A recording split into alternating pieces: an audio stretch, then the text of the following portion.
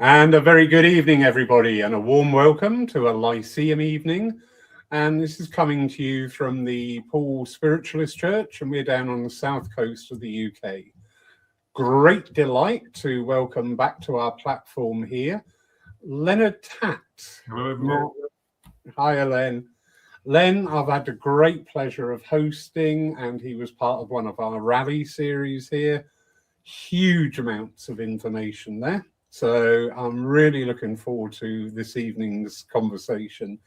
Len, if you could just give a brief history of Len, please. A brief history. Well, I've been involved in my spiritual development, for over 36 years. 36 years ago, I started, in earnest to study spiritualism when I walked through the Arthur Findlay College for the first time. But that journey has taken me in all sorts of ways and avenues of research, shall I say. I was a Catholic priest for quite a while, a working medium for a very long while. I've done academic research. I've got a master's degree in theology, which also encompassed philosophy. So I've been involved in this, movement for most of my life, and it's very close, to my heart, as is the subject that we're going to talk about tonight, which is God. The first principle of spiritualism, which has really, been the principle that I've lived my life by, and I think is very, very important.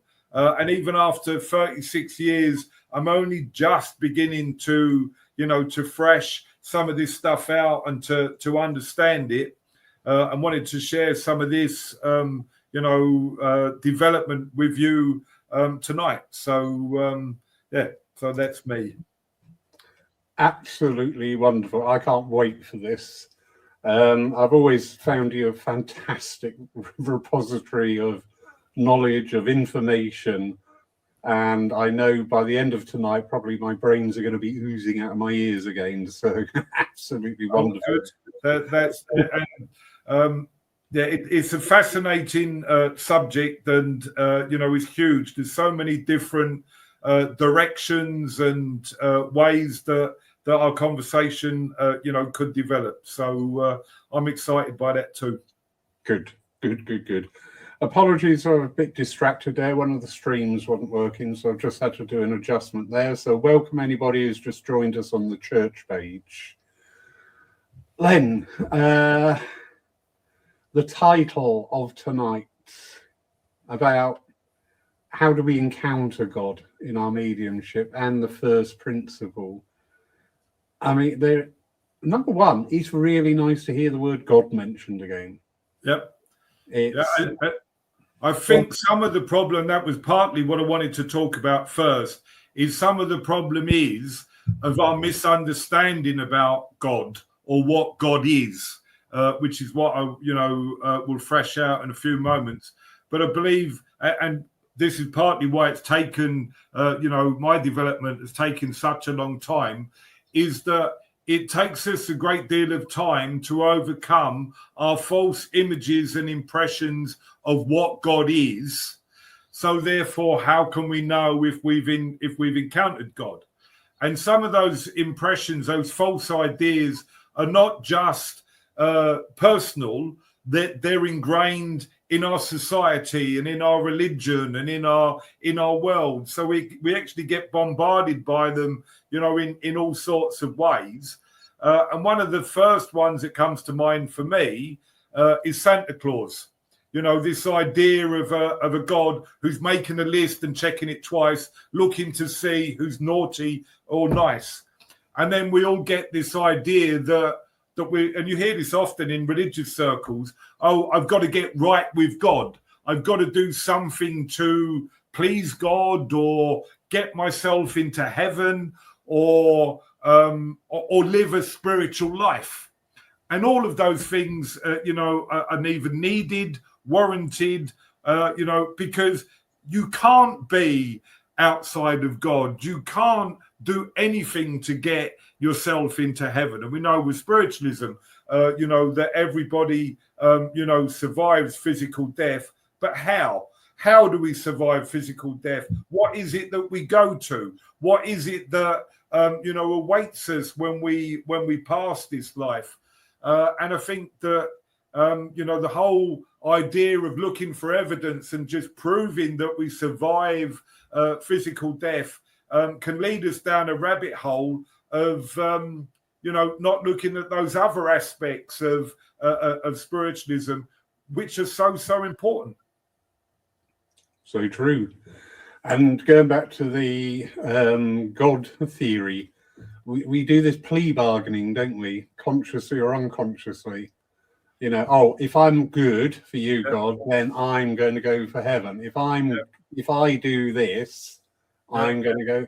And I think we've all done that in times of crisis. That time when we look to heaven, and say, if you do this for me, then I will, live this way, or I will, and of course, in the Bible, you've got so many instances of that where, you've got this idea that, it's God that wins battles and God's on our side. And if God is, on our side, who can be against us? Well, of course, in every war, God's on every side. And I mean, even the SS on their belts had God is on our side, which was written there, and they believed that was the case. And then what tends to happen with that sort of a belief is that we would then read backwards into whatever's happened. And when I was talking to you there about this earlier. That during before the Second World War, spiritualism became very, very predominant in Germany. Of course, they'd lost the First World War, and there are all sorts of reasons for that. Theosophy and Madame Blavatsky's teaching became very predominant, especially in aristocratic circles. And you had Rudolf Steiner, who was attracting huge crowds, there. And we had then all this idea of Hyperborea and Mu and Atlantis, these ancient civilizations where there'd been a utopia. And if we got that utopia back, then, the world would become a utopia once more, which again goes back to these false images that we have of God, of this utopia. It comes from St. Augustine, the idea of original sin, that mankind somehow at the beginning fell, and now we've got to get ourselves back to this utopia, where God is, which of course, doesn't exist. It's sort of our innate yearning for the womb once more. You find this very much in Freud, the idea that within the room psychologically we're cocooned, we're looked after and cared for and safe. And then of course when we come out of the womb and we start developing an identity, we realize that we're not safe, and that we're in a world where there's suffering and where there's separation and where there's, all sorts of perils that we yearn for. And that is one of our longings, just like, this longing and yearning for God. And in certain circles, in the world, the idea, and there's been a great many books that have been written on, on this subject. In certain circles, that war was seen as being a fight between Christianity and spiritualism. And then before the war, Findlay had written his books about spiritualism. You'd had this investigation into the healing of people like Harry Edwards, which, the Anglican Church had found very favorably, in. And of course, this was led into a great deal of disrepute because of, Hitler's championing of some of these, ideas and some of these thoughts. but it was then retrospectively believed that, well, of course, the war was won by the West, so therefore God was on the side of Christianity. So we can then quash all of, that was believed there. And it was, very much. You can't get Findlay's books, as great as they are. I mean, one of his best books was The Curse of Ignorance. If you've got the stamina and patience to plow through it, and then on the edge of the etheric, where he places the spirit world, and gives us this idea of of frequency and vibration, and they're very well written. But you can't go into a British library and get one. And how many people know about the investigation of Harry Edwards done by the Anglican Church? There was recently a very interesting book written by an Anglican priest, because they had a great deal more involvement and more freedom to investigate spiritualism than was in the Catholic Church. And she's written about the Anglican Church's involvement in spiritualism. But most of those problems came from this, from these false understandings about God, which sometimes we reinforce again in spiritualism. If you think of the wording of our principle, the fatherhood of God. Well, God isn't father, because what about the mother? God isn't, and that again, if we look at Eric Newman's work, Eric Newman talks about the development of consciousness. Eric Newman was one of Carl Jung's students. So Jung, who had worked with Freud and worked, in the birth of psychology schools in Germany, his student Eric Newman talked about the development of consciousness through the ages. That first we went from a matriarchal God. So if you look back at all of the ancient priestesses, so you've got, the priestesses in Egypt, which were all female. Then you had the oracles at Delphi, and, and there were very many ancient tribes that had, female priests. But the idea, with the female priest was the idea of, of an embodied God. And we couldn't control all of these urges that had come up, that would come up from our, our unconscious. Our sexual urges were very, very difficult to control. Our appetite was very, very difficult to control. And so the world moved towards a patriarchal God, and moved towards the idea that, well, if we can't contact God through the, through the body, maybe we can contact God through the mind. So you then get the birth of this patriarchal society, which is still very influential in our world today, in huge, huge ways, and lots of them detrimental ways, because it also influences our sexuality, our, our society, our justice system, all sorts of different things. And the belief was that if we contacted God academically, we would then have to leave behind everything that was bodily. So imagination was left behind. And that's where you'll find lots of these religious movements where the priesthood would leave sexuality behind, so that they would, live a celibate life, which again, you'll see not just in the Catholic Church, but in, Hindu religions with a Brahmin, in Buddhism, in all sorts of ways. But of course, we now know that you can't get to God academically. We'll talk about that a little bit, more as we progress. But you can't get to God through the mind. That there's got to be this combination of, of an embodied spirituality, which combines the mind and the body, or the mind and the heart, if you like, which is very, very big in Buddhism, where they understand this idea of male and female aspects of the brain, that the female aspect of the brain is intuitive, which is why when we went to patriarchal societies, we left our imagination and our feelings, behind. Added to that, You had the problem that, of course, when you went through war-torn periods, that your feelings, would explode when you saw the horrors of war. And, of course, your academic escapes took you away from that a little bit. They took you, to another world, if you like.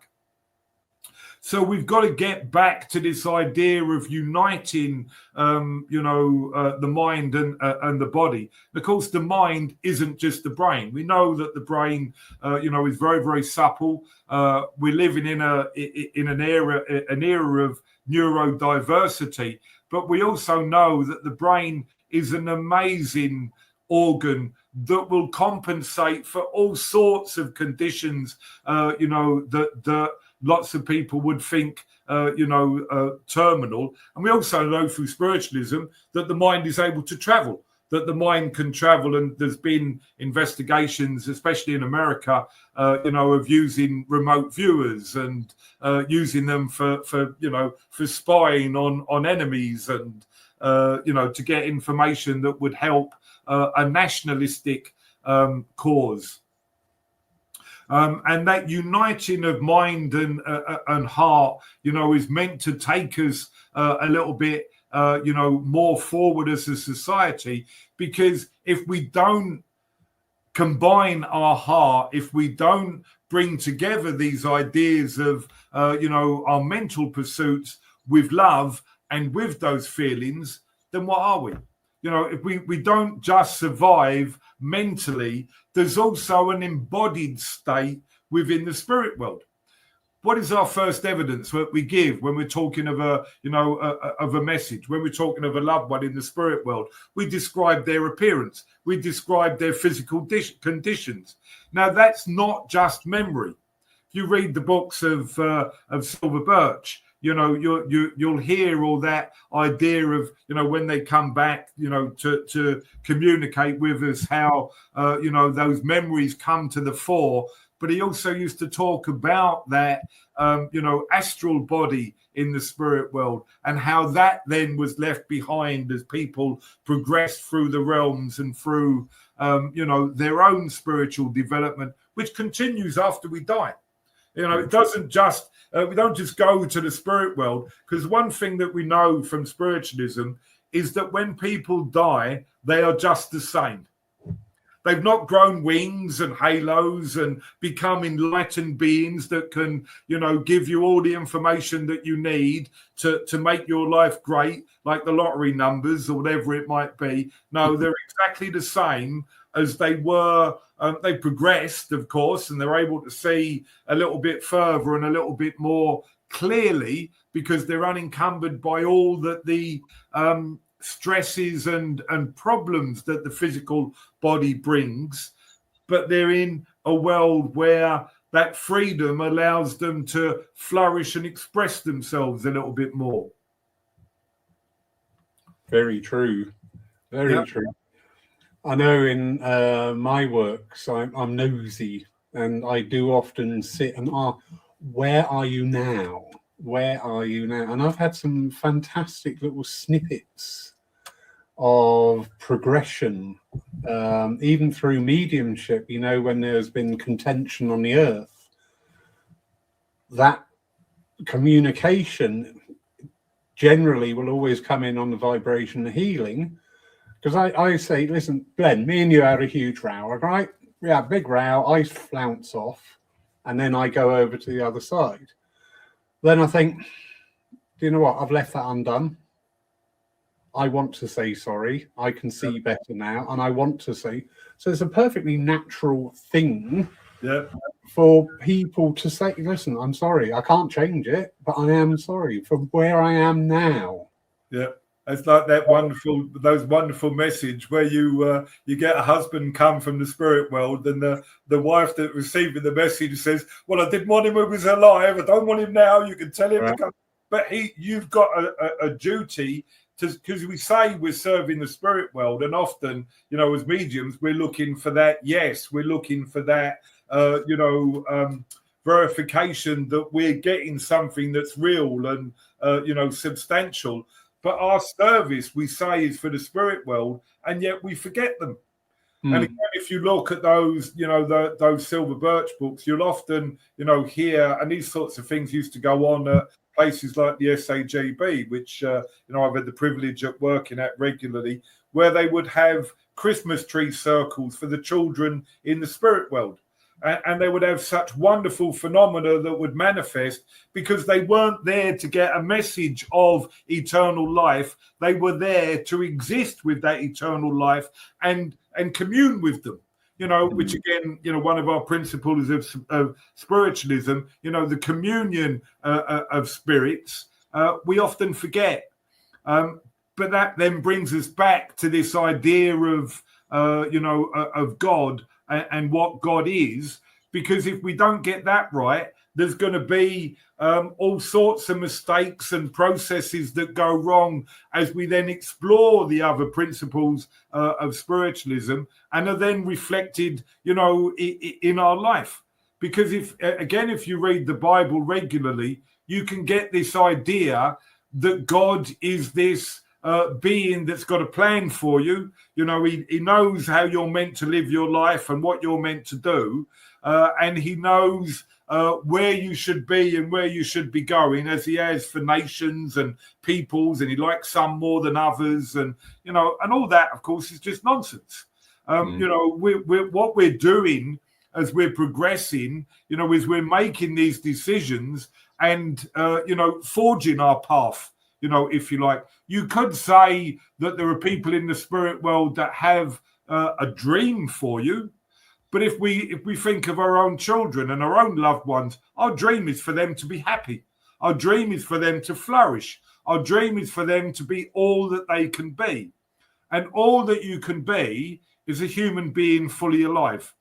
And that, again, has been one of the tenets of spiritualism, for generations. That if we're a human being fully alive, we're able to love and laugh and live, in all of the myriad of expressions that life brings. And that's what life wants for each and every one of us. And it's this understanding of what God is, that helps us in some way realize that. And it's our letting go of these false beliefs that, shines our soul, if you like, makes the mirror, because we talk of mediumship being the mirror of the mind. Well, if your mind's dirty, if your mirror's dirty, if you like, then it's not going to reflect that love in all its beauty and glory. And that comes back to our, to our understanding of, of what God is. So shall I get to that a little bit, because it's what we're here for. Right. I am sat here totally in abeyance to your will, O Master. Very kind. But yeah, it's this, these ideas of, of God, having everything mapped out, or that we're almost, trying to get back to this original utopia that causes these problems, which I believe are actually running rampant in our world at the moment. Where we've got certain even political circles that believe they've got the ear of God, that God's directing them to, to certain things, certain actions, and that their pathway has been, ordained from on high, if you like, which, defies belief, really. And again, you can see, I don't need to spell out some of these things. I'm sure people will get the individuals that we're talking about. The idea that they'll then read back on experiences that have happened. Oh, God saved me from the assassin's bullet. God saved me from this big catastrophe. God's given me, and at the moment we're seeing this, very much, in entrepreneurial circles, where if people amass a great fortune, they don't see it as a responsibility to help people. They see it as God rewarding them because of God's great love for them, which again we know, is not the case.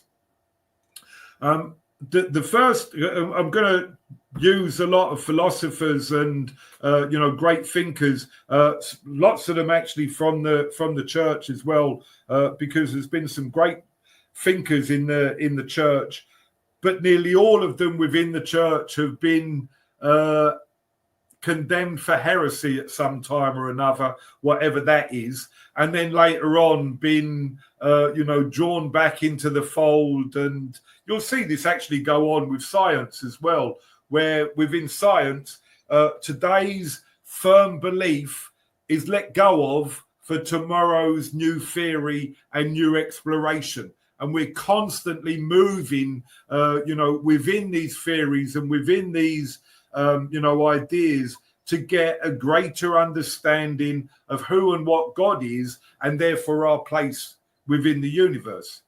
And if we went back, to St. Paul, who again was on the edge of the church when it first started, never met Jesus, actually experienced Jesus through a mediumistic, encounter where he had a vision and he heard voices. So he had, direct voice experience. But those mediumistic experiences changed his life. But he actually at the time was somebody who was on the edge of, the church and what was going on. And I'll come to what I believe Jesus was doing, which I think St. Paul got in, and I'm using that. That's again my upbringing, where I'm using the title given to him by the Catholic Church, St. Paul. He survived physical death and is now in heaven. Well, we can say that about our aunts or uncles or whoever it is, But Paul does have a great deal that can help us in his writings. And one of the things that he said, which I actually use in every opening prayer, the God in whom we live, move, and have our very being. And I think that is, so important to realize that it's God in whom we live, move, and have our very being. So God's neither male or female, but is everything. And I think the person that, again, got closest to what he was talking about was a Dutch Jewish philosopher called Benedict Spinoza. And Benedict Spinoza, again, was accused of heresy by the Jewish synagogue where he grew up. He was banished because he was talking about the God in whom we live and have our very being. Because when you talk about this, people often mistake that what you're saying is that God is in everything. And that's not what Benedict Spinoza said. One of the interesting things, when Einstein was asked if he believed in God, he said that he believed in Benedict Spinoza's God. That we can encounter God through nature, that we can encounter God in space, that we encounter God, through the world, but an individual substance or an individual thing is not God. So the idea that we encounter God in everything is the idea of pantheism, where we see Wicca and where we see, these ideas of nature worship and, that sort of pre-Christian idea of the gods of the river and the gods of the mountain. Funny enough, mountains are very, very important in Christianity, because that was where all the theophanies happened, the manifestations or the encounters with God, like Moses on Mount Sinai. And, there's lots and lots of them. Elijah, when he meets God, who, again, we get this idea that he encounters God not in the whirlwind, not in the fire, not in the thunderstorm, but in silence. And we'll talk about that, that silence some more. But this idea of pantheism was expanded by Thomas Aquinas. Thomas Aquinas was a Dominican friar living in about the 13th century, who used to talk about panentheism, which is the idea of God working through nature, and God being, we can have this encounter, but it's not, you can't worship a river, you can't worship a mountain, but God is there present and is, somehow encountered. And then I want to come on to another 13th century, again a Dominican by the name of Meister Eckhart. So Meister Eckhart, who had all sorts of mystical experiences, he was very, renowned for, some of these experiences which he had, which worried people, at the time. So again, he was investigated by the church, but had the grace to die before they, could make any of their conclusions. But what he talked about was how God was the ground of all being. Now, this is where it gets quite complicated, and I'm trying to put it as simply as I can because it can take a little bit of time to get your mind around this. If you can think of a thing and then think of the substance behind that thing, you're starting to get an idea of what God is. Now, we'll encounter this in quantum physics, where we know that even an atom has intelligence. And if you looked at how, like the evolution of an embryo will start with one cell, then that cell will split into two, then it will split into four, and then one cell decides that it's going to be an ear, another cell would decide that it's going to be a nose, and science cannot explain what it is that it makes that cell decide that it's going to be this or that it's going to be that. So that there's this intelligence, that's running through, all of creation, and we could start to think of that as being, God, and this idea of everything being connected. If we started to look at Jung's collective unconscious, the idea that everything's connected, very much like a spider's web, where when there's something that's maneuvering out on the edges, it's felt in the center, and so on. That this collective unconscious gives us the idea that there's somewhere where we all touch, that's like a pool or a collective of mind, if you like. So we could start to think of God as a mind, but the problem that we then get is that God is not a thing. Okay?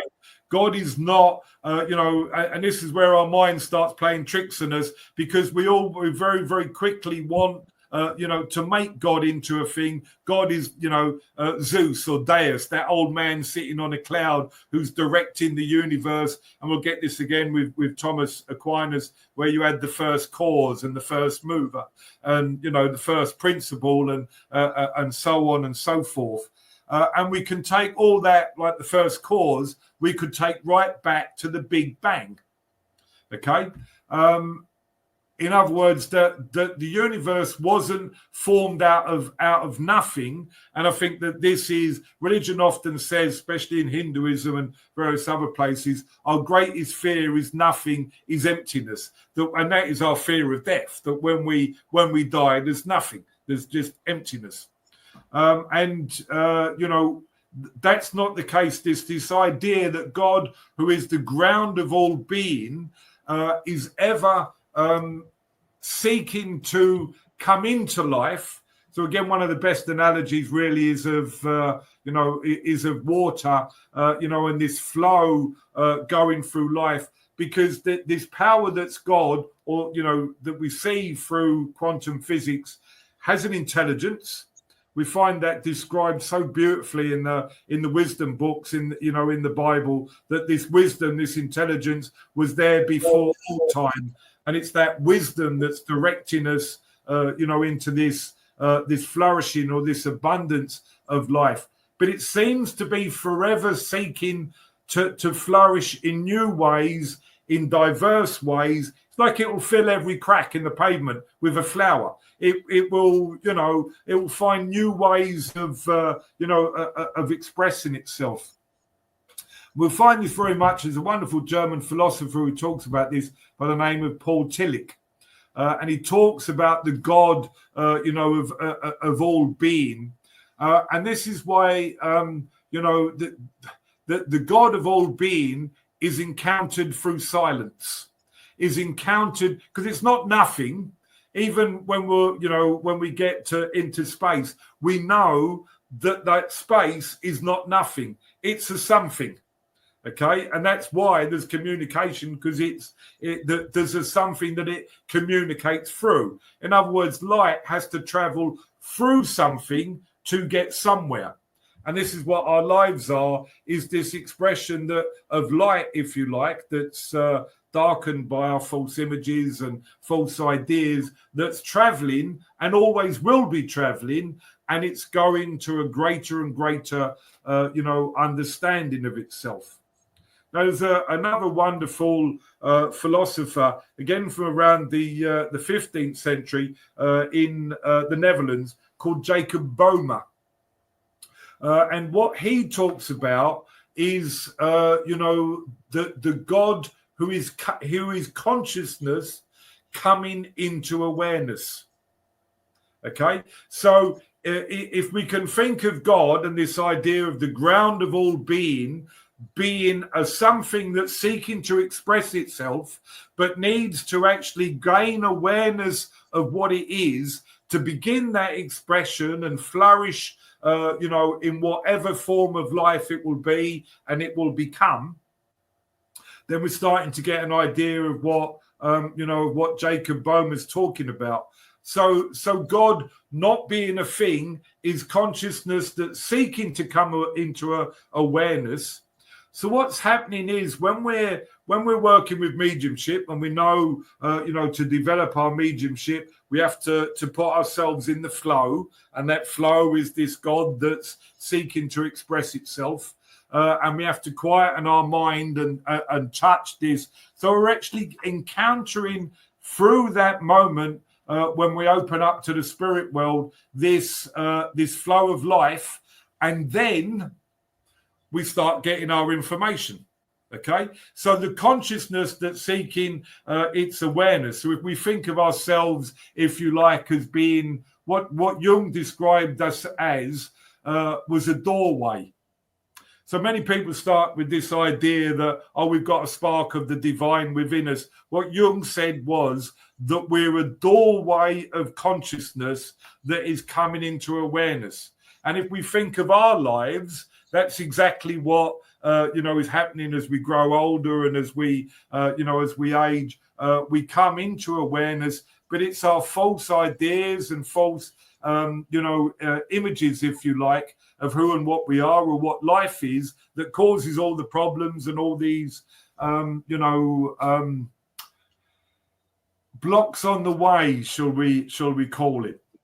So what tends to happen, and this is what we've come up with, the issue in spiritualism, is we get fixated on that evidence. But what's actually important is we're encountering this God, and there's a very good reason why God's the first principle of awareness, because without the ground of being, nothing can be, and without it coming into awareness, mediumship couldn't happen. So therefore, through mediumship, we're encountering this God who is bringing our awareness, which never stops growing, never stands still, always seeks to flourish and grow and develop itself. But what we're doing as a spiritual being is we're either one analogy or metaphor that you could use is we're maybe making that door bigger so that this energy can flow more freely, through itself.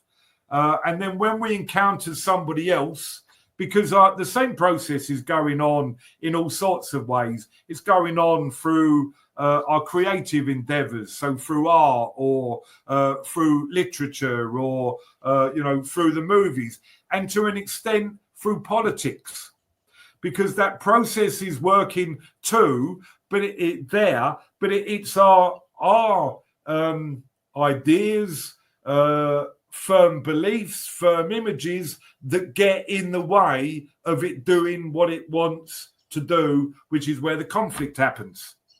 Okay, So if you thought of conflict as being our resistance to this love flowing freely through us, and it must be love. In every religion, that's what we've found. In every, investigation that takes this through to its natural conclusion, we realize that at the center of the universe is love, that seeking expression in every way that it possibly can. And our spiritual endeavor is to allow that love to flow as freely as we possibly can, which happens with us here, with us in the spirit world, in our creative ways. At the heart of politics, that's what's meant to be going on. Politics is meant to be something that's making the world a better place for everyone, so that everyone can flourish with the dignity incumbent upon the human condition. And it's our resistance to that, which comes in political circles in all sorts of different ways. But in our spiritual circles, the more that we're allowing this energy to flow and that we're able to meet a communicator where they are, the better that message will be. And it's our false images that need to be let go of, so that our spiritual development can begin, to flourish. So again, that analogy of the mediumship being the mirror of the mind. So the more that we realize this love, this, natural divinity of life, we start to flourish in our mediumship even more. Wow. I absolutely, there's so much in there, Len. I'm going to listen. There's so much here, but at the moment, so my idea is that this sort of thing deserves a doctoral thesis, and I want to start, working on that in some way or another, because I've rushed through a lot of this that needs to be thrashed out academically, but that could be quite a lot of work. But there's all sorts of different ways and things that need to be looked at for a realization of that, because it will help us in all sorts of ways. Yeah. Oh, most definitely. I'm an optimist, I think is the word. Yep. And in and through the little that we understand so far in spiritualism, because we certainly do not know it all. And I think where we think we do know it all is bringing these blocks in you're talking about. Yeah, absolutely. This is a game changer. And the thing with that is you realize that there's a place where all religions touch. And this is the thing where, because in every religion, you'll get this idea of sitting in silence so that they can encounter, the ground of all being. And as we encounter that ground of all being, all sorts of things start to happen. And that's where mysticism comes from, because, of course, that mysticism or that phenomena will start to manifest in natural ways, like the levitation of Teresa of Avila. The natural mediumship of Joan of Arc, the Maid Joan, from the 100 Years' War, like the rats and tats of the Wesley brothers, and there's so many different avenues that we can talk about. And that sitting in silence to encounter this ground of all being, you'll find in every religion. You'll find it in Islam, you'll find it in Buddhism, you'll find it in Hinduism, you'll find it everywhere. And one of the things that really shook the Christian missionaries, going around the world in the 15th, 16th century, was they were going there to these places to bring truth, and they found all this phenomena going on. Well, we've got God. How can you have all this phenomena going on? We've come to bring you the truth, and yet you've got all this, levitation and mediumship. We've got to stop all that so that you realize that we've got the truth that you've got to listen to. Well, truth is only, seen through this love. It's a little bit like Plato's cave and the idea of there being, these unique streams, if you like justice. I mean, there's a very, very good reason why the woman holding the two scales, is on top of the Old Bailey, because they're meant to judge each case, with justice, which is meant to be blind justice. But at the moment, what we're seeing in those circles isn't this,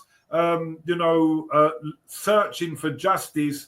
It's this idea of the most money gets the best lawyer, and so we get a miscarriage of justice because that unique, lady, if you like, of justice is not being allowed to flourish in our world. And that, of course, is where you get the idea of possession from. Because if we're possessed by something that's other than the pure idea of justice, isn't just blind, she's been murdered.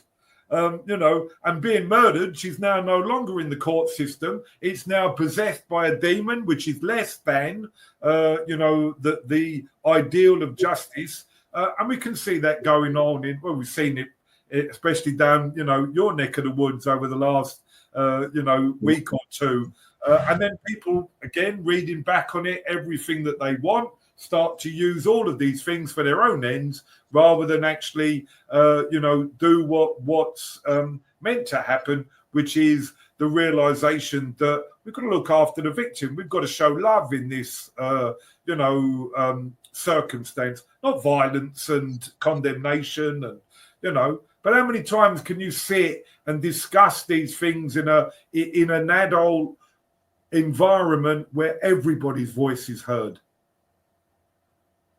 And then there lies half of our problems in the world, because this ground of all being, if you like, is we don't realize is seeking to flourish in those divine ways, which we all know in our heart what they are. Every person is somehow seeking that, because every person is because of that ground of being.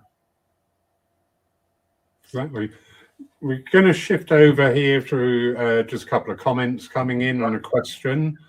So lovely Reverend Ashley, just saying there, talking my mystical language now, Len. Spiritual phenomena is not the exclusive preserve of spiritualism. No. Wonderful Matt. And he asks a question here saying, fascinating talk, thank you. You said earlier that people stay the same as they were on Earth when they pass to the spirit world. Do you think good and evil exist in the spirit world? I'm not comfortable with the word with evil, partly because evil is the word live spelt backwards.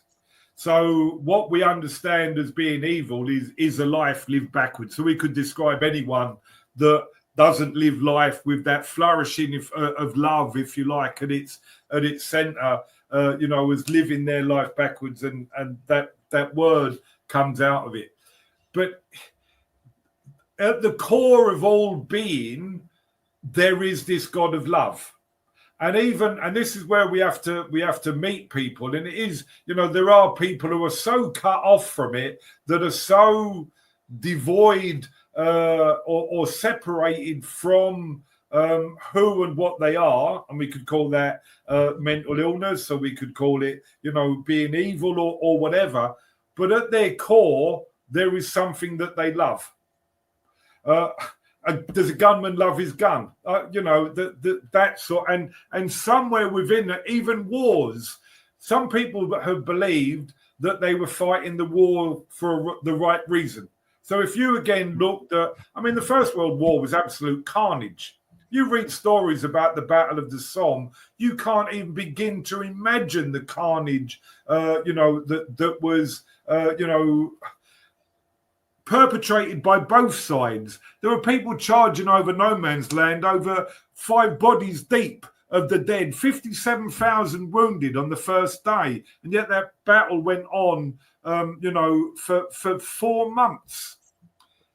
The battle is evil, but the people that went to fight it believed that they were fighting the war to end all wars, and that if I must die so that others may live, they were willing to do it. So, I believe that in some way we've got to, champion people and champion love so that evil's overcome, which is at the heart of every religion.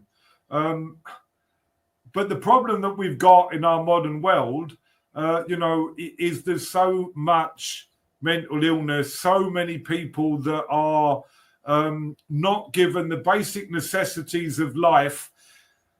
And that's where some of this evil comes at. In lots of ways, it is that neglect of the basic rights of human people is endemic in our society. It's there everywhere. We've had that, we've had things like racism that have, corruption or whatever have been described as, being rife in our society. Well, actually, all these things are. Because we're so far away from, living with that first principle in mind, that the world is descending into chaos. With our false images of God taking shape. And, you could sit there and argue, and some people do, oh, that's the devil at work. Well, again, that devil is and Jordan Peterson talks about this in so many, creative ways, which are actually, very good, very helpful here, where he talks about the devil being an amalgamation of all of our predators and greatest fears. So when we lived in trees, we were attacked by, birds of prey. We had the snake that was, on the ground. When we came out of the trees, the snake would attack us. You also had the big animals that would, and all of that, the scales and everything are all amalgamated into our, this image of the devil. Friedrich Nietzsche was another philosopher that I wanted to talk about. Again, very predominant in Germany in the 1860s, where philosophy was flourishing, was leading the world in all sorts of ways. Wrote a wonderful book about the God beyond good and evil. And I think that that's very, very important, to remember, because if we go back to this idea of God being consciousness coming into awareness, we realize that God is beyond all those things. God isn't on any side in a war. God hasn't decided, that a child should die of cancer in Africa. The belief that some God has would make a very evil God. And there are people in the world that believe that God is like that. And I hope I'm not rambling too much with this, with this answer. But the only way to overcome evil in the world is to overcome evil in ourselves. What is it in ourselves? Because it's this idea of microcosm and macrocosm. What's going on inside me is going on in the world. The greatest gift that I can give the world is to be at peace with myself and the world, and therefore I become a light to the world, and that's healing. Whether I'm sending it out or not, just by being, because that God's flowing through us and is healing the world and is healing everyone that we meet in all sorts of different ways. So the evil that exists in me, and it exists in each and every one of us. I mean, if I grew up in Nazi Germany in 1933 and I was, unemployed, I had no future, no hope, and something came along that united the people and gave me all these things I was searching for, I would have joined in with them. We're all, because that's there within each and every one of us. But what we've got to do is overcome those inclinations so that what is expressed through us in every way is good. And when we say that, and this is one of the things with spiritualism too, it's a little bit like saying that you're going on a diet and then you open the fridge door. Universe will test you. It's like trying to get a smoker trying to give up smoking. All of a sudden, it's everywhere. As soon as you say that you're on a spiritual pathway, the universe will test you because it has to. And it's in that struggle. I actually am a great believer in a Hindu, belief, which is that it's the part of us that believes that it survives death that does. So if you think of this God that's coming into awareness, consciousness coming into awareness, it is constantly searching for life, but it's sometimes in very violent ways. If you look in nature, nature is very, very violent, which again is why, the whole idea of worshipping God in nature is wrong, because nature is violent. Something to live, something else has to die. But if we look at that in ourselves, to actually flourish, there's parts of us that have to die. Where am I seeking my own aggrandizement? And again, sometimes, within spiritualism, we're talking about this earlier, the idea that, if I get a message that I'm somehow showing that I'm closer to God, or that, I get somehow fame or fortune or whatever it is, nothing could be further from the truth. What you're getting is an opportunity, a privilege, if you like, to help someone else, but an opportunity to allow that energy to flow through you so that you can be good in the world. But everything is ambiguous. This is what I mean by about the God being beyond good and evil. Spiritualism can be used for ill as well as it can be used for good. And we've seen that happen, I'm afraid. We've all got in our hearts that, that person that's hurt us, that person that has, destroyed us emotionally. And sadly, there are too many stories of that in spiritualism. But you've also got to remember that old adage of what doesn't kill you can make you who you are. That you've got to use all these things to fight against them, if you like, and fight for the good. Fight for your eternal life. Fight for that divine spark within you. Fight for that, flourishing of who and what you are. And then we'll get away from evil. Yeah. I was reading Stanton Moses' Spirit Teachings, and that same question came up in one of the seances there. And long story short, the spirit response was education, education, education.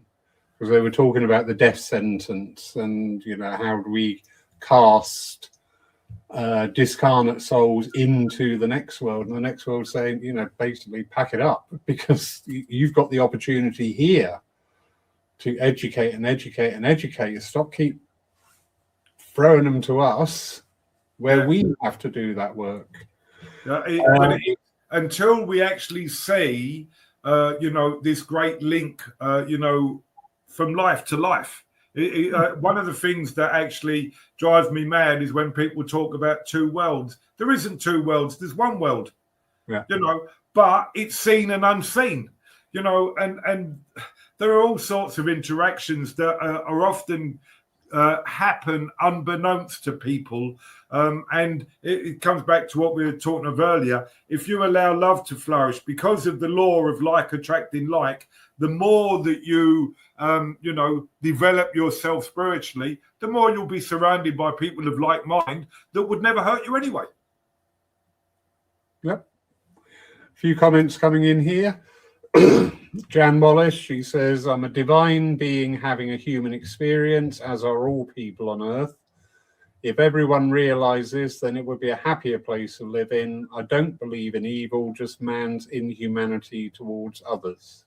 But that's very well put. And again, that idea of evil and live being, a word spelt backwards, inhumanity, and it's so easy. And in fact, one of the things that's driving me mad about TV at the moment is there are very, very lots of programs that are promoting unspiritual behavior, like lying or cheating, traitors and things like that. I can't watch them because lying is its own, problem. And and we've got politicians now. We know loads of evidence of politicians lying to win an argument. Well, tell the truth. Just tell. That's all you got to do. Tell the truth, and we can deal with it. But lies, you're on very shaky ground with any lie. Yeah. So absolutely true. And I've always found when I'm dealing with people lying, when that is challenged, when that's brought out into the open, we immediately get the defensive from them, and immediately what tends to happen is there's this manipulation of reality to justify the lie. Yeah.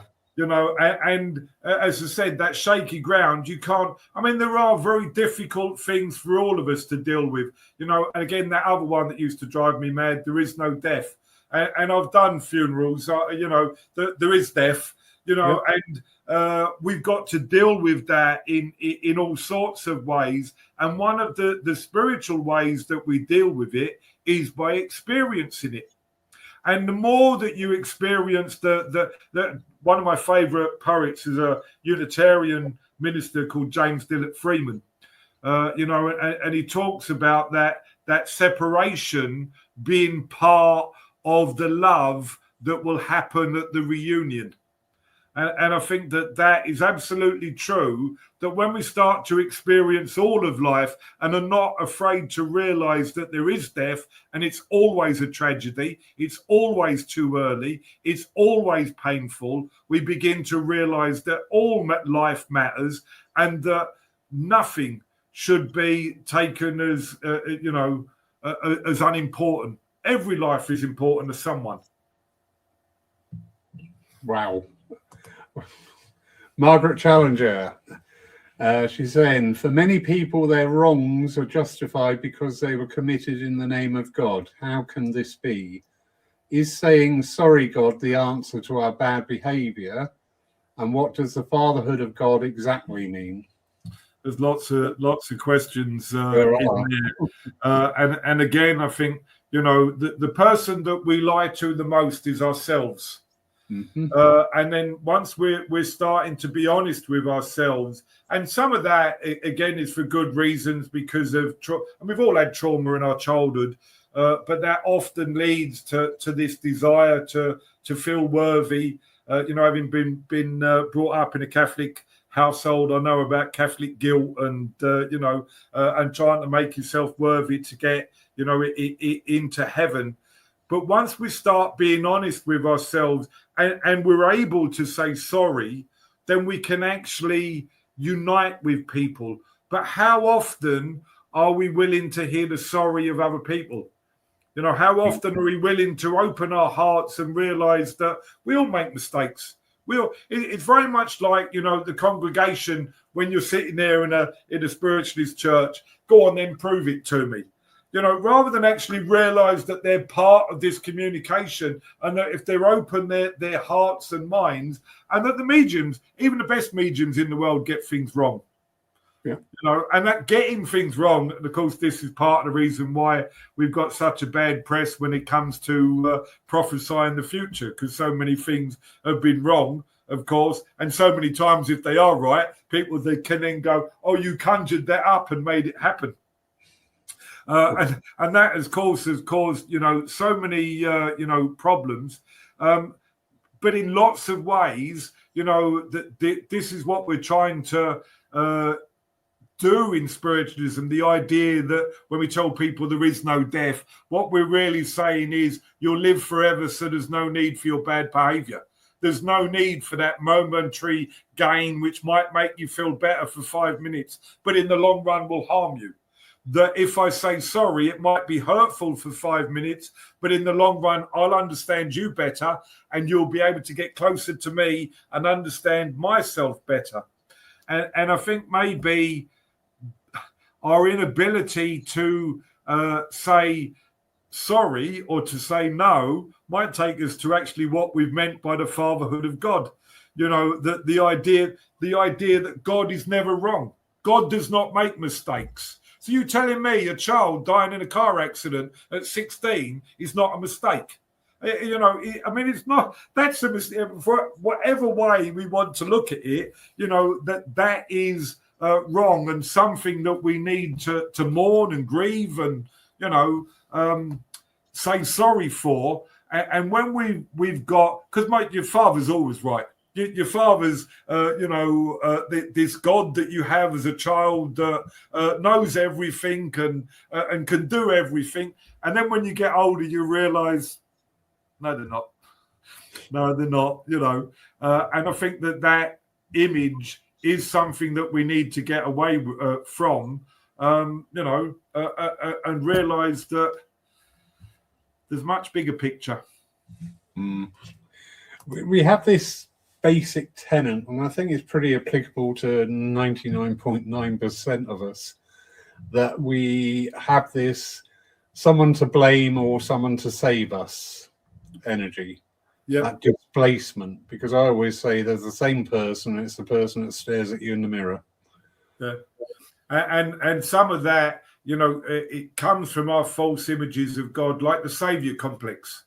I want to help people, which is the savior complex, in a nutshell. I want to help people. Well, maybe sometimes you're not meant to help people, and the best you can do is help people help themselves. In other words, accompany them on their journey, allow them to say sorry and be who and what they are with all their faults, foibles and mistakes, which is actually what love is. That's what God does for us. Loves us exactly as we are, who we are, and is on our side, even when I'm wrong. Even when I make mistakes, he's still there, hoping that my life will flourish in new and exciting ways. Once we realise that, that God is operating in each and every person's life, in each and every aspect of life. Yeah. That for me makes life exciting. Again, Len, you're telling me and you're sharing so much here. My tired old brain is busy trying to put it all into an order and understanding.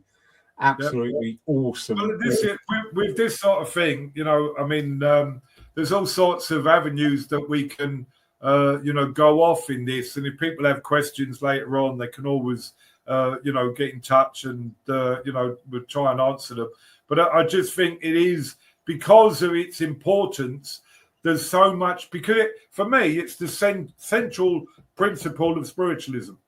If you ask people what the most important part of a spiritualist service is, they'll tell you it's the mediumship. And then they'll say, you say, no, it's the prayer. It's the, no. But the most important part of it is the prayer. Why is it the prayer? Because the prayer not just sets your intention, but it also is meant to unite you in common purpose. We're all meant to be of common purpose because all of humanity is one family. But look at the world now and you realise that we're not acting as a family. We're all acting as estranged teenagers that are too busy fighting to get on. And we've had that happen in spiritualism too, which, the sooner it stops, the better, really. Yeah. Because everybody's got something to offer. Exactly.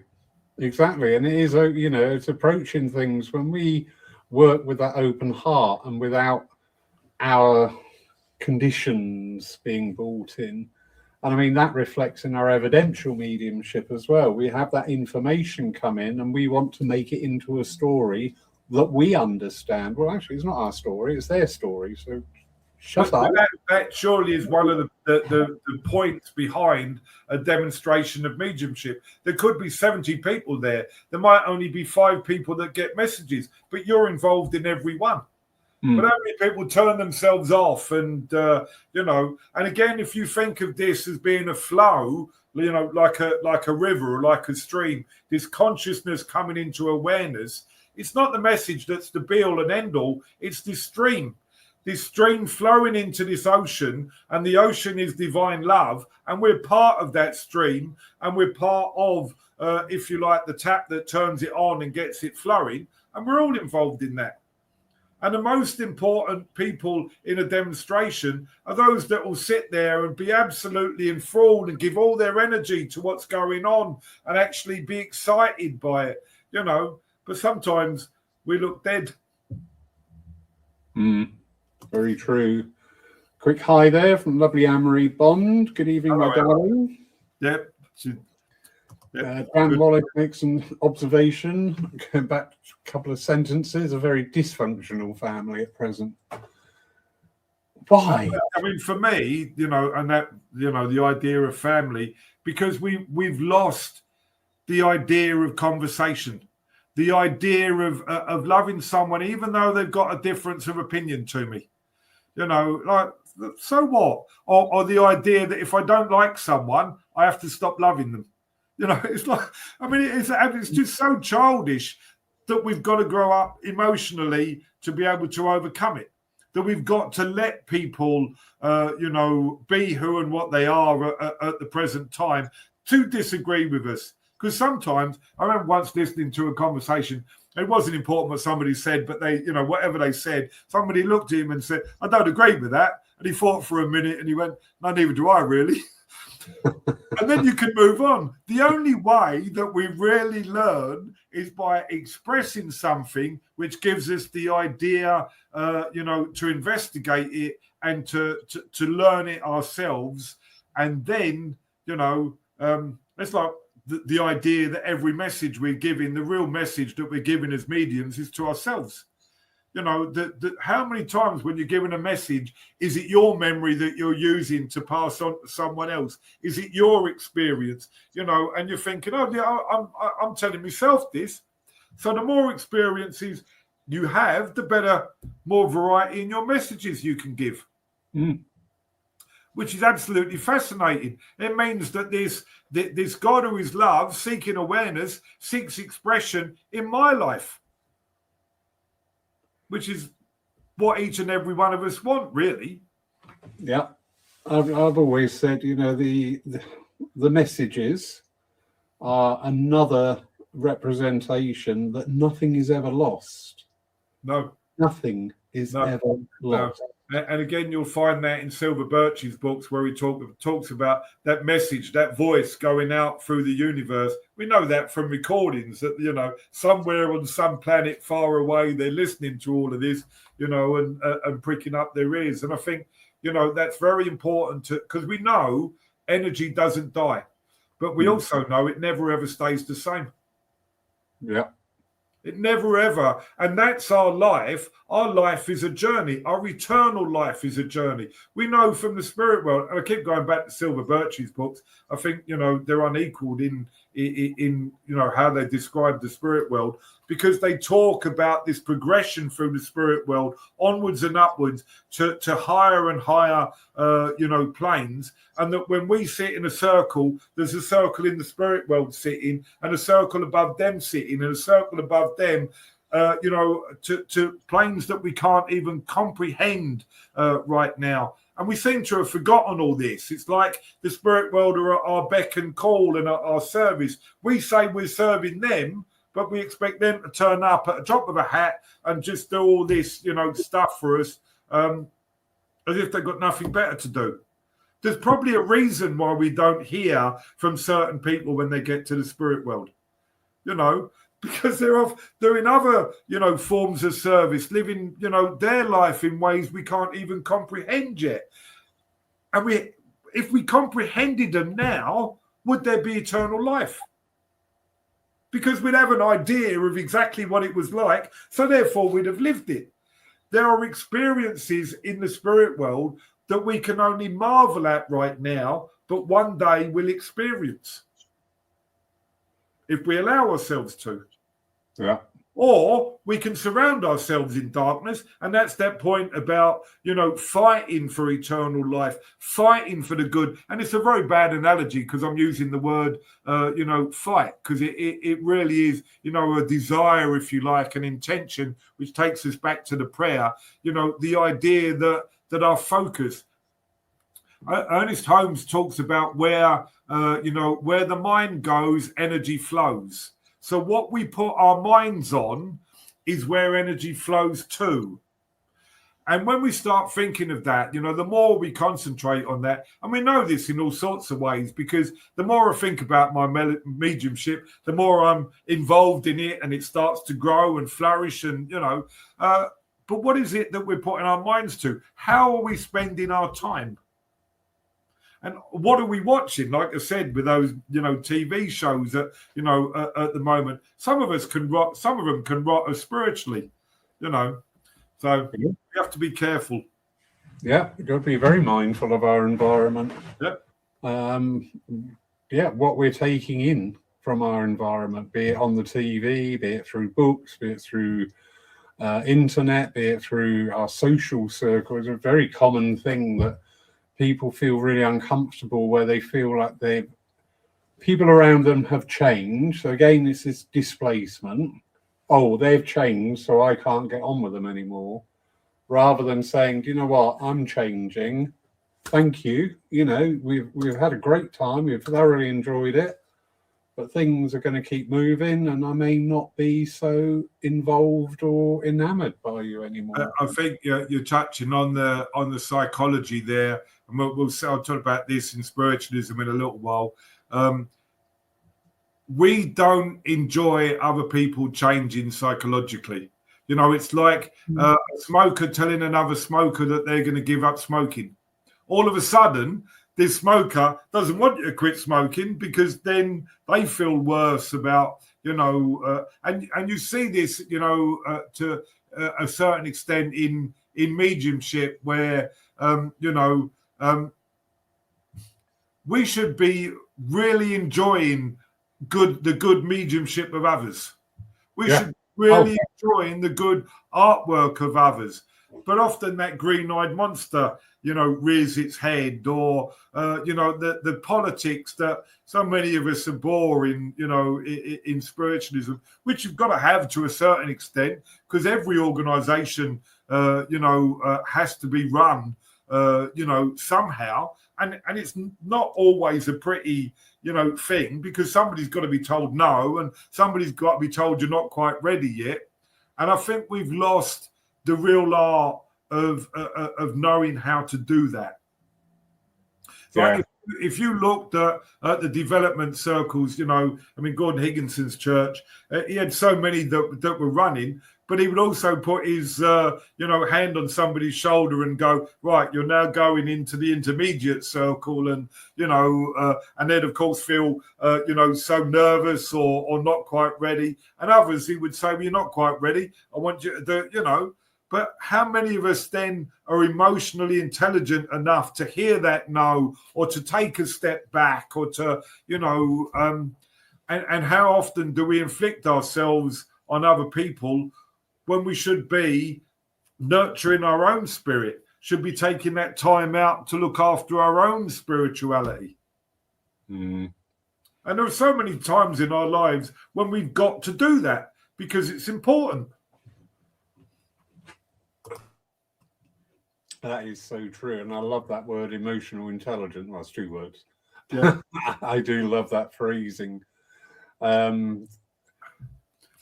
don't feel like that, it's something that of course, our generation, emotions didn't exist, especially for men. We were all, off there in the clouds, and reason was everything, wasn't it?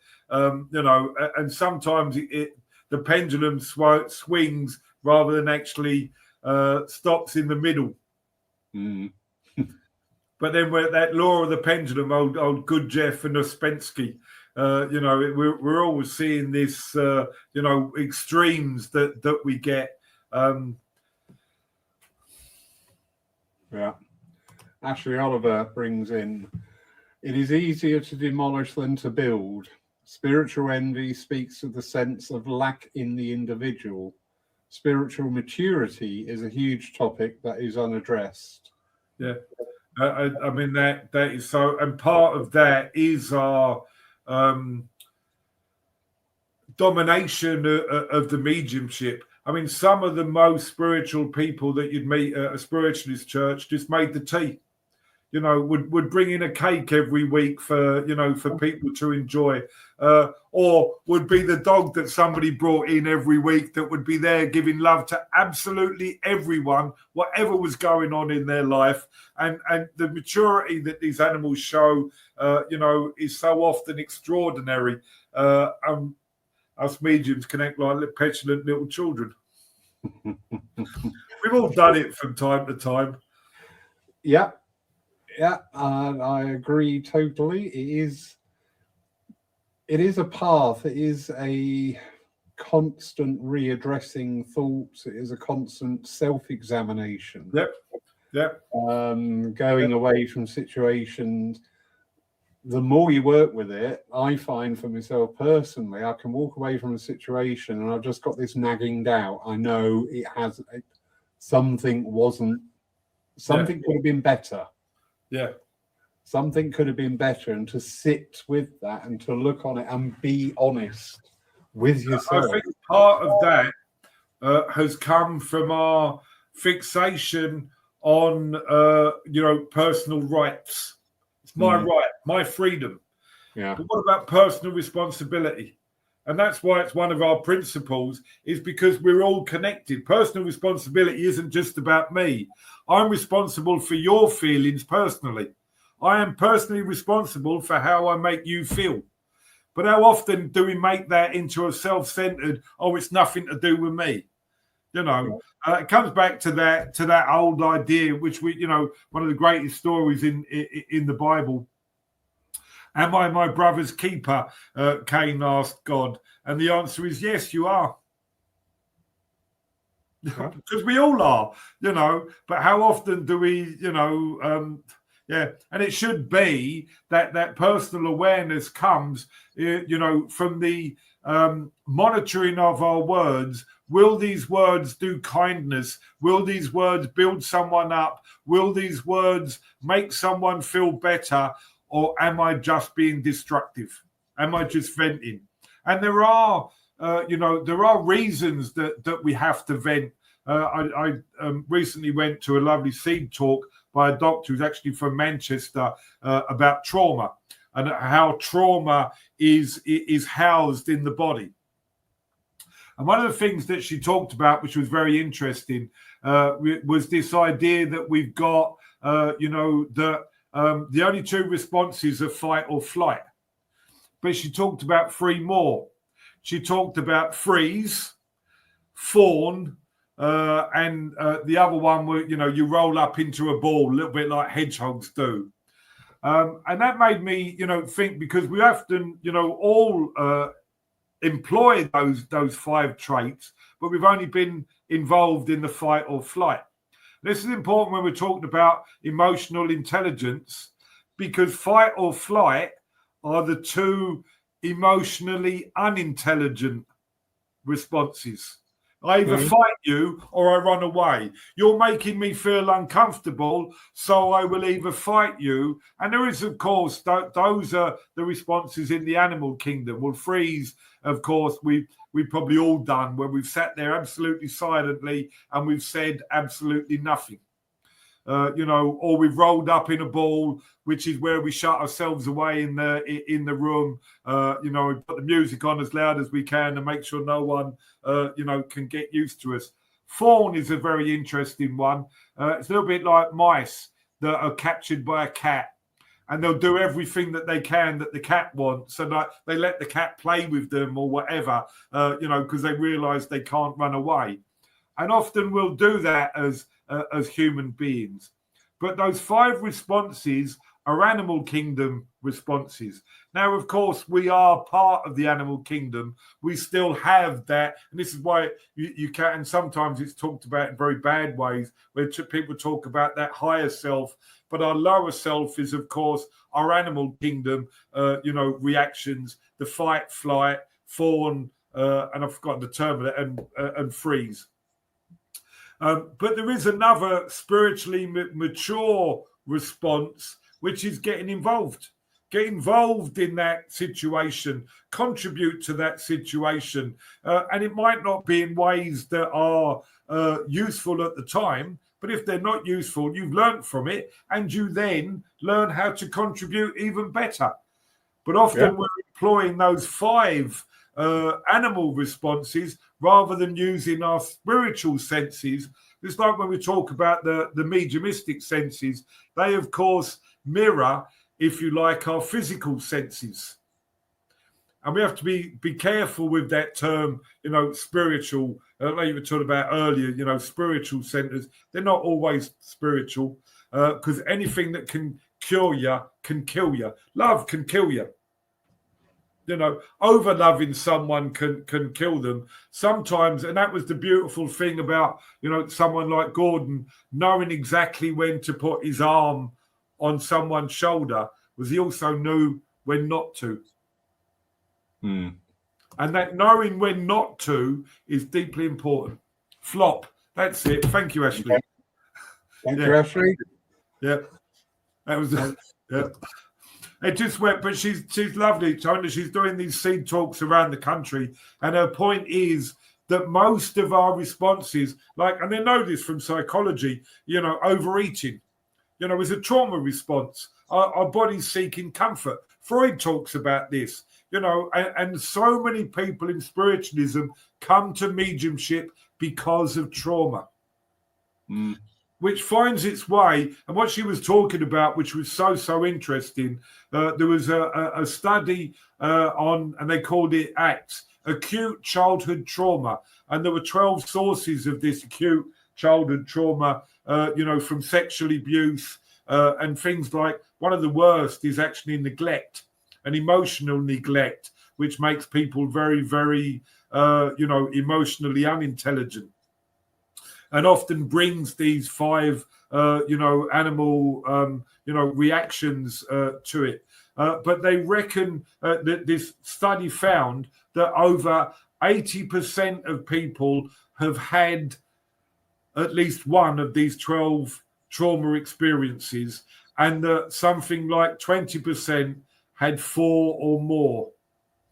I mean, it's scary, the amount of trauma, or, for want of a better word, mental illness, because all of those things can lead to, you know, and that's what we come into spiritualism for, is to because of that need to belong, because of that need to feel loved, safe, comforted, you know, etc. And if we can be that to someone else through realizing, you know, ourself, and allowing that energy to flourish through us, then we're beginning to do good in the world, or God in the world.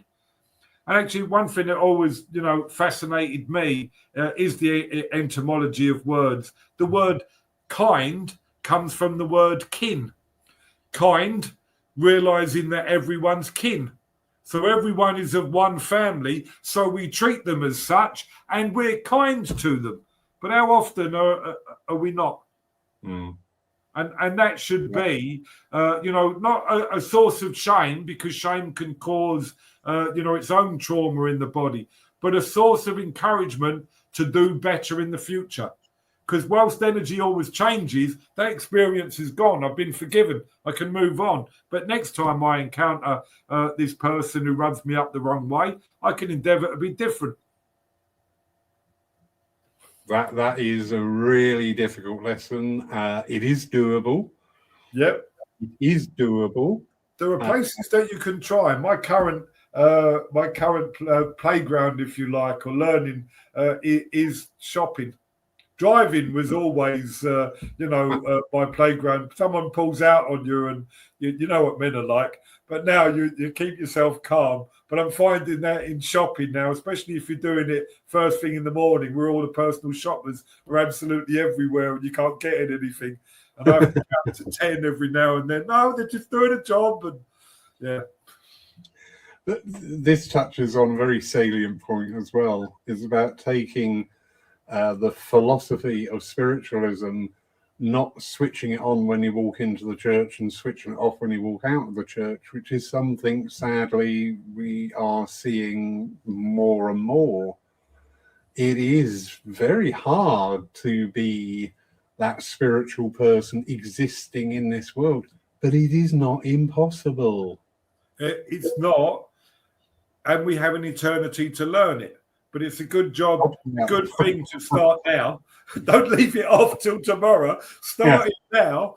You'll get lots of more opportunities. But today, and that's that point about living in the moment, which is why that Eckhart Tolle, you know, stuff is so important. Because if you're in touch with this ground of all being, you realize that energy that's flowing will not leave anything alone. that all that was in the past, whilst it's still traveling on, it's going away from you. You're forgiven. You have the next opportunity, to express what is highest and noblest and best about who and what you are. And if you take that opportunity, then you're not doing too bad. But the first thing is you've got to notice them. Yeah, that is a biggie. What you've done, and that was what we were talking about earlier. How often are we, unaware of how our words are heard? You've got this thing going on in the modern world where you'll talk to people and people say, "Do you know what I mean?" And they haven't actually said anything yet, and you're thinking, "So I've got to tell you what you mean so that I understand." And it's all communication at the moment is just. Not great. Maybe technology's caused that. I'm not a great fan of technology, but that's another story. I think that has got a big hand in the way we live today, and of course, it culminated then in 2020. Not only was the only form of communication through technology, we were isolated from people, and we are going back to our animal. We are a herd. Yeah, we are a kin, we are a family, and to have that severed left an awful lot of mess. Still very much prevalent in today's world. Yep. And it's by learning and understanding and going into what we do as spiritualism, and this can be applied to any facet of life. It doesn't matter what it is, but at that core. If we can culture and foster that understanding, that, looking at things through that different lens, not looking at things as a territorial issue or whatever, and just beginning to, and understand that, we're not going to get it all right. We're not going to be perfect, but that's fine.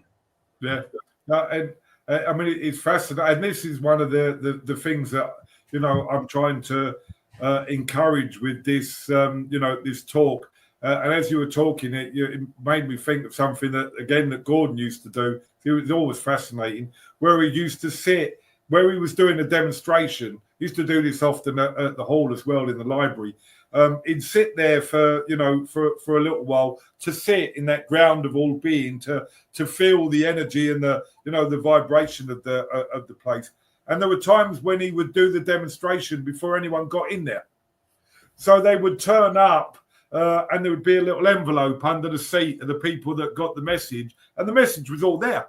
So he didn't actually do the demonstration with them sitting there. He did it before they sat there. Because, of course, once you're touching that ground of being and you're in that space, time and, past, present and future, we know this with quantum physics.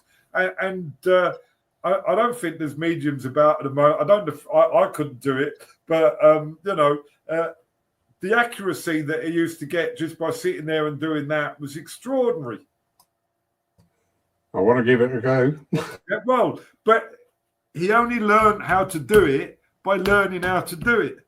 Exactly. And that's the point of our demonstrations. People come as if they're watching a telly and like that this is the finished article and that's everything. No, what you're doing is helping the medium, demonstrate as much as you are helping the medium develop and helping the church flourish and allowing that energy to manifest in this place and time and space so that it can have an effect around the world, which is, of course, again, what our healers are doing. Yep, definitely. But until we get experiments like that again, there's a challenge. Ashley knows me. Thank you, Ashley. That's the thing. You've actually seen that. You've got to do it. Oh gosh, I can't go back over this conversation because there's just been so much information there. Yeah. Hopefully, too, with the knowledge that we can apply to it as listeners. Yep. In our earlier conversation, we have access now to so much information, which is wonderful, but we need the knowledge to make it applicable and to apply that information, because we do tend to go, people will read something verbatim and quote that, And when you actually say, well, what does that mean? Well, I don't know. That's what he said. Yeah. That's what he said. It's like when you say to people, why do you want to be a medium? Oh, I thought it might be good. But that's not a reason. Like, that getting them to investigate. And what you'll find, is with lots of people that as this starts to settle, there'll be doubts and there'll be questions and there'll be issues with what I've said, which is all right and normal because that's how, these ideas are developed. And, so we'll need to hold another session, later on so that those, things can be addressed because we'll all learn together as we, allow these things to settle in our mind. But there's two other things that I wanted to talk about, at some later date.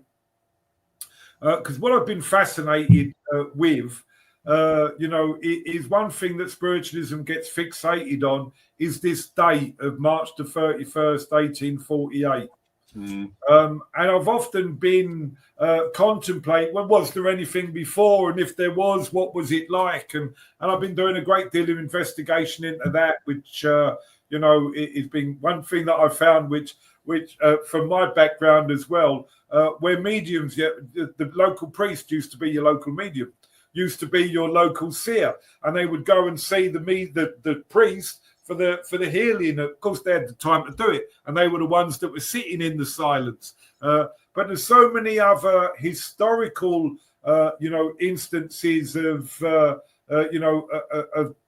mediumship and the history of mediumship, which, are not even in Finley's Curse of Ignorance. Some of them are, but I've been investigating that thoroughly, which I'd like to look at, and I've been fascinated as well with Christian mysticism, not just Teresa of Avila and Joan the Maid, Joan of Arc. But there are so many different, instances like Padre Pio, who used to bilocate. There was his stories of him, appearing in Rome. He'd never left his monastery in Bologna, and he would appear, in Rome and listen to somebody's confession, and then later on somebody would recognise that it was him, or and he knew that he'd done it. Many instances of him bilocating, and of course, the church is very, very deeply, invested in investigating people that after they've died for what miracles happen. And so many miracles have to happen for somebody to be canonized. Now, of course, they don't call them, mediumship, and they don't, would never, classify it as that. And of course, the one that's just been, seen as genuine, was the one in Croatia after the war. We had the visions there at Medjugorje, and there was a lady there that claimed that she was seeing the Virgin Mary, weekly, which the church has actually now said that there are some genuineness to this, and I was fascinated by how many instances. Pardon me. Historically, there were of Mary appearing throughout history. I mean, we know of Lourdes, and we know of, around this country, lots of them were quashed after the Henrican Reformation, and in this country, the abolition of the absolution of the monasteries. But you've got places. Up here, the name's totally gone from my head at the moment. But wherever you see Holywell, that there were visions of Mary, and she seemed to have been a great deal more involved in the world, for 2,000 years than Jesus was. And I was fascinated by how often people's belief influenced what they would see from the other world. And I think it's hugely, it's not just fascinating, but because the spirit world have our best, being at heart. And so they've got the best of intention for us and would never ever scare us, which is why I get so fed up with haunting phenomena and all the rest. There's all sorts of different things going on there. But one of the things that I've come to realize more and more is that what we're talking about was what Jesus was involved with. And you'll find this hugely in Jung, where Jung talks about how the apostles and the people that surrounded Jesus were the people that didn't get it. And we'll know this from reading the scripture that we've got this, these ideas. Like, for instance, Jesus goes up at the Transfiguration and you get Elijah and Moses that materialize, and Peter starts babbling about, building tabernacles and, and all that, because he's so excited about what he's seen.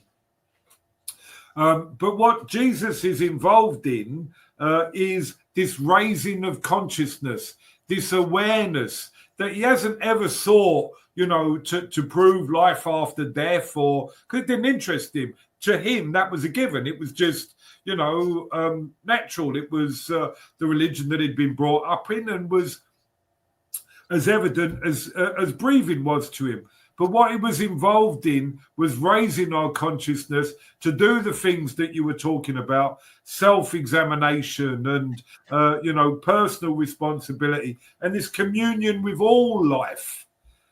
And one of the things that has always held life back is the imposition of my opinion on other people, rather than let them have. And people, especially in the modern world, have not got this quite right in their heads, the difference between truth and opinion. Now, we suffer with the idea of Occam's razor, which is that two things can't be true at one and the same time. Yes, they can. Yes, they can. So we seem to think that because we've disproved something, or we've proved something, we've disproved something, and so on. But what we now know is that there's a hierarchy of truths, that there seems to be these truths that stack up one on top of the other. Is that what we're seeing with the realms of spirit that Silver Birch, talks about? So those are the things that I want to talk about, at a later date, if that's okay. And I can share some of that with you some more. Most definitely. I was reading recently Arthur Findlay and the Roots of Religion, and fascinating part I was blithely unaware to was the Paulines, who were the precursor to the Christians. Yeah. And the way they operated was the people that ran the temples or the meeting places, they were nothing special. They weren't given any high estate or anything. Ordinary working people who would precede the gathering, bring the gathering together. And the speakers the whole time was what we would call today trance mediumship. And it was philosophy. It was about uplifting the thought, uplifting the consciousness. And that was it. Yeah. And I found that absolutely fascinating. That's in the roots of Christianity. It wasn't until... Yeah, but then destroy. I mean, there are lots of stories about that. You have to, at times, you have to be careful about early church history. It's a little bit like, the relics of Jesus that were absolutely everywhere. I think there was 18 churches in Rome that said they had the head of John the Baptist, and there were weird and wonderful things like, Mary's breast milk that were everywhere. So you have to be careful in the. It's a little bit like the hyperbole that you had. That there's many stories of saints who had their head cut off only for their head to be put back on, and that they live and flourish, and So we have to be careful about some of the early church, history there. And of course, one thing that Finlay talks about is about how all religions, were started from mediumship. Paul definitely was, but I don't know that all religions were. We've got no evidence of, of Jesus having any experience. But did he touch this ground of being? I think so. But does that mean that he communicated with this God the Father? That again is another stretch. But one of the interesting things in Buddhism, you'll find this in that Kundan movie, which is about the finding of the reincarnated Lama, the 16th Dalai Lama, who we've currently got, and how they found him. Well, in the temple at Lhasa, before the Chinese came, every year one of the monks would fall into trance and tell the whole gathered monastery what was going to happen in the coming year. They built up that big mandala, which Jung was very into the mandalas and the healing power of them. The idea that life follows patterns and a little bit like a kaleidoscope. But they build them, and it can take them months and months to build this mandala in these Buddhist temples. This monk goes into trance, tells them all what's going to happen, and then what they do with this mandala, they just destroy it, which is reminiscent of the whole Hindu idea of Shiva, the god of destroying, the idea of our life being constantly moving, which is actually the story of Jesus, which is about the process of life, death, and rebirth, which we go through every day in miniature. We fall asleep, we get up again, and we don't have the same experiences as yesterday, but by God do we bring them with us and make them more important, rather than live in this now and this moment and allow it to have all of the opportunities that it brings. And that process of life, death, and rebirth is constantly happening. And we constantly, are being reincarnated. St. Francis used to talk about how that process of life was happening every day in miniature. Yeah. And I find that all fascinating, the link that's there, between them all. It's like with Glyn, when we used to teach on, go on Glyn's weeks, Glenn would take us to this Hindu temple in East London, and it didn't look like anything. It was an ordinary house, but you went inside, and this this Hindu whatever he was, I can't even think of their term. One went to see him, and he said, "Joey, you lost the ring, 30 years ago," and he held out his hand, and there it was. Apparently imported through so it was happening all over the place. And it was just for them, it was just, don't get hooked up on this, sign and wonder. The whole point of it is that you're a divine being who matters to another world more than you think. Mm. And we take all of this for granted. It brings my thinking, excuse me, one of the most commonest things, and from what's being said tonight, people are going to say, why don't we see that today? Why don't we have that today? Why don't we have this today? I think there's two things from tonight's talk which support or add to my thinking. Number one, that was then, and this is now. We're talking about two different totally things. Absolutely, where physical mediumship's concerned. Yeah, absolutely.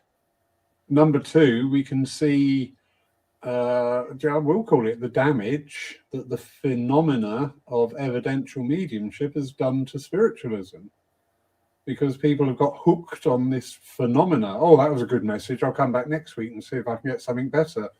The learning isn't there. And that comes back to the personal responsibility. And this was a fascinating story for me. General Haig, because I've just been reading the book on the First World War. General Haig's sister was very much into mediumship, and his sister had seen a medium who said that General Haig was being influenced by the other world by Napoleon. And this was just before the Battle of the Somme. Did that influence him at all to believe that he could not make any mistake, and that all of his plans and actions? And if you read the story of the Somme, it's horrific. Absolutely horrific. Napoleon might well have been there, but why didn't Napoleon say, don't go and attack on the Somme because 57,000 people on day one are going to be injured or killed. 18,000 were killed, 57,000, and that was day one. And the battle went on for 4 months. Why didn't the spirit world warn him of that? And again, you could conjecture and come up with all sorts of theories. But one thing that I do know is that for spiritual growth to come, we often go through a time of crisis. That time of crisis, and this is this point about life, death, and rebirth, that time of crisis can appear like a crucifixion. How many people stayed when Jesus was crucified? No one. They all vanished, and apparently they were his, closest friends and closest followers. They vanished as quickly as that because it didn't serve them. And how often do we do that when people are going through a time of crisis? And again, we see that process. Spiritualism has it close to its heart, life, death, and rebirth. And we cheapen it at times by saying there is no death. There is. It's important. Because for something to live, something must die. But what is it is going to be born out of the ashes. A phoenix that will rise. And that, again, we're back to Greek philosophy. Does something go to the underworld, or does it, rise up and allow the world to flourish? It's fascinating. Len. Yes. Yes. Absolutely amazing evening. Yeah. Thank you so much. With your permission, I'd like to release this also as a podcast later on, if that's okay with you. Yeah, you can do. And I mean, I have worked long and hard on overcoming my false images of God. And one of the best things that helped me emotionally, but also spiritually and mediumistically, was therapy. And we're living in an age where, and you have to be very, very careful. But if people, wanted to do something, I can offer, counselling session. I'm not a trained counsellor, whilst I've studied psychology or whatever. I'm working with my mediumship again, but they can, get in touch, or I don't know how just yet because I haven't got a Facebook page up and running, but we can go from there. But let me know when you want to do another evening, and we can talk about one of those topics that I suggested. Most definitely, and we will talk once off air and just see where this can go, because it's exciting. Yeah, I love this approach, and that idea can lead to all sorts of things. Like in your church, events where you don't just have mediumship. Yeah, we do that. Yeah, which I mean, it's so important. Because your church is a hub of the community. That's why they used to call them things like the light on the hill. And now it seems so, like ever said Tweed, doesn't it? But I mean, when you think of the old mediums like Gordon on Boxing Day, he would do a trance demonstration every year at the church. And people used to flock for miles around, and it, we need to experience that again in the modern world. Definitely, and we need to culture and support this. Is not all the message. Yep, absolutely. Not all this. That's a piece of the puzzle. Yep. So we've done a lot. It's almost time for the football and my need for a rest. Len, thank you so much. Absolutely wonderful. I've just so much from tonight. Thank you, everybody who has been part of the night tonight, and also those who will watch on catch up later on, and also those who will be listening into the podcast that will be released over the next 12 hours. Len, thank you. People have been on through the beginning. Well done. Good stamina. Thank you. Amazing evening, and so good to be back in your company again. Good stuff. Yeah, you We'll take care. speak again soon. Most definitely. I can go and put something good in my glass. Funny you should say that.